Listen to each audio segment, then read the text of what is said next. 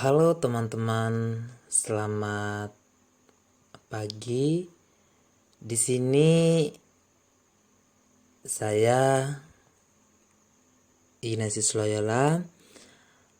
Saya mahasiswa program studi pendidikan fisika Fakultas Keguruan dan Ilmu Pendidikan Universitas Katolik Widya Mandira. Oke teman-teman, di sini saya akan menjelaskan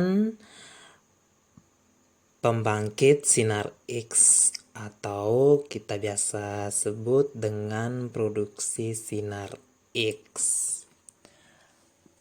Baik teman-teman, di sini kita akan lihat yang pertama itu apa itu sinar X. Nah, untuk sinar X ini teman-teman, sinar X ini dia dihasilkan dari penembakan target atau logam anoda oleh elektron berenergi tinggi yang berasal dari pemanasan filamen dari tabung sinar X atau bisa disebut dengan rontgen. Nah, untuk rontgen ini teman-teman mungkin sebelumnya sudah mempelajari tentang bagaimana sejarah penemuan sinar X itu sendiri. Nah, untuk rontgen ini dia dulu berpikir bahwa ada sebuah radiasi baru yang tidak diketahui. Nah, radiasi itu disebut dengan sinar X ini, yang maksudnya itu adalah radiasi yang tidak diketahui. Nah, untuk tabung sinar X terdapat ada 4 komponen utama teman-teman. Di sini yang pertama filamen atau katoda. Bagaimana peran dari filamen katoda itu? Peran dari filamen atau katoda itu sebagai sumber elektron. Nah, komponen yang kedua adalah ruang vakum, yaitu sebagai pembebas hambatan. Dan yang ketiga adalah komponen target, yaitu sebagai anoda. Dan komponen keempat itu sumber tegangan listrik. Nah, untuk dapat menghasilkan sinar X dengan baik, maka logam yang digunakan sebagai target itu sendiri harus memiliki titik leleh tinggi dengan nomor atom Z yang tinggi agar tumbukannya lebih efektif.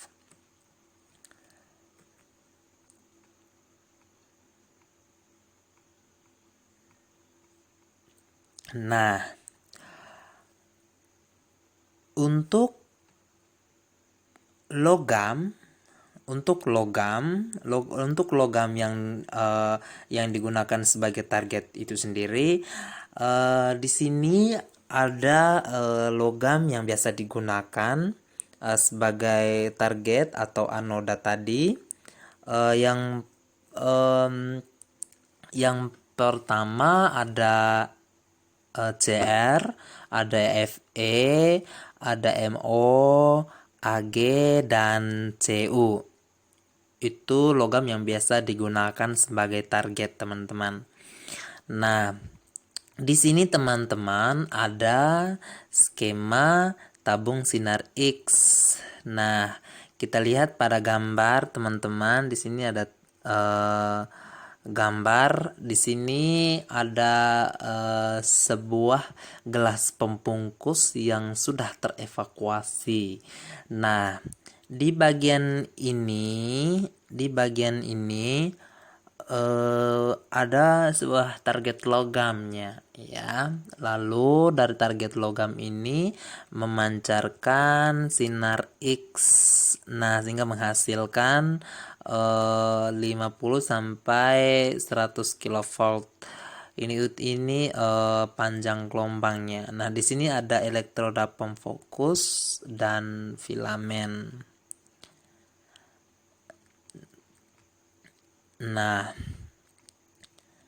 di sini teman-teman, untuk sinar X ini dapat pula terbentuk melalui proses perpindahan elektron. Nah, dari proses perpindahan elektron ini dari tingkat energi yang lebih tinggi ke tingkat energi yang lebih rendah.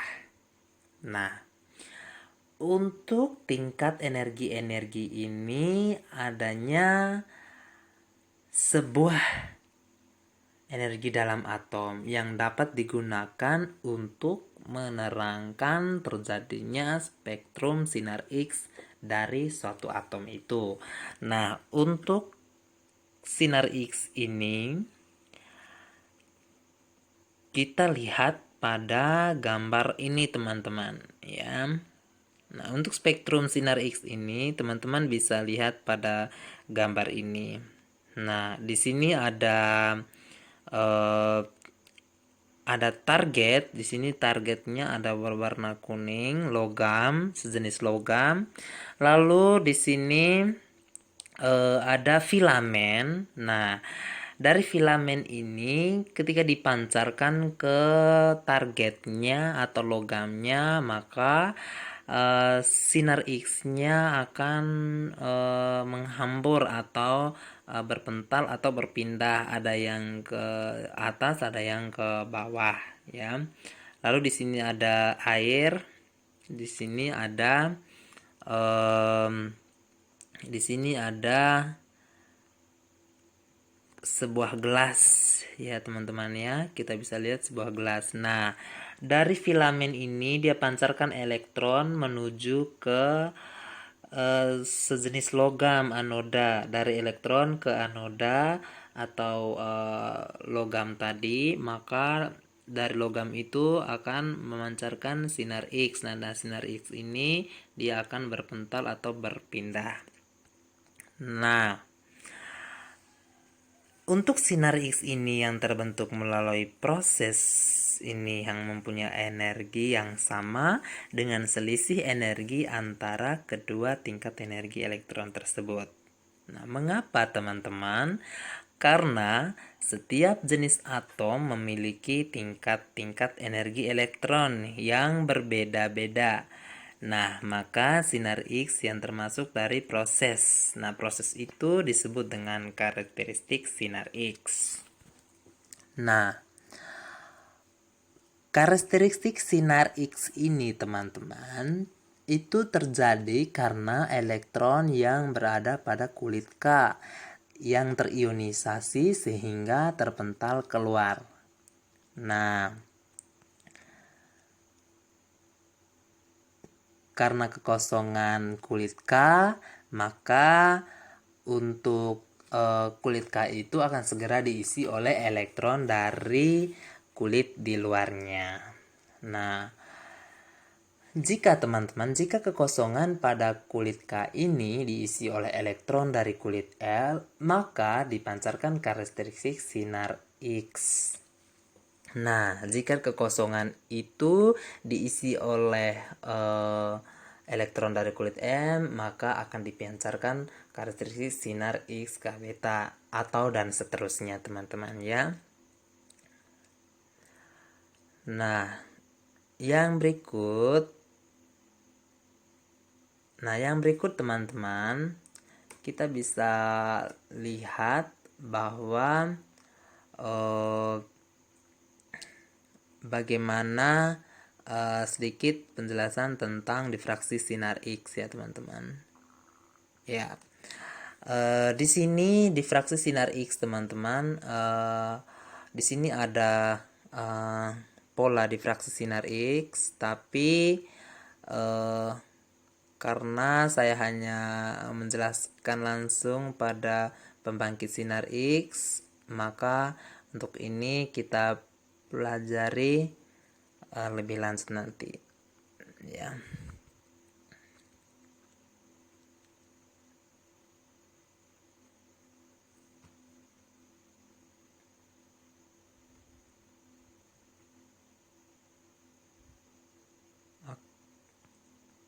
Ya. Baik teman-teman, kita masih lanjut dengan pembangkit sinar X ya. Oke.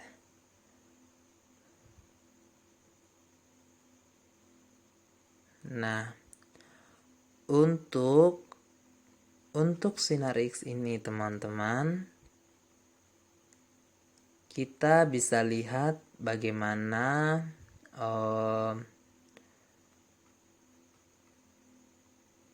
di sini kita bisa lihat bagaimana jalannya sinar X itu sendiri. Nah, jalannya sinar X itu sendiri teman-teman, kita bisa lihat bahwa di sini ada sumber sinar X. Nah, ada sumber sinar X di sini, target logam tadi. Nah, dari target logam itu maka dipancarkan elektron-elektron menuju filamen. Nah, dari filamen ini maka sinar X-nya ada yang terpental ya. Oke teman-teman, itu saja materi tentang pembangkit sinar X. Semoga bermanfaat bagi kita.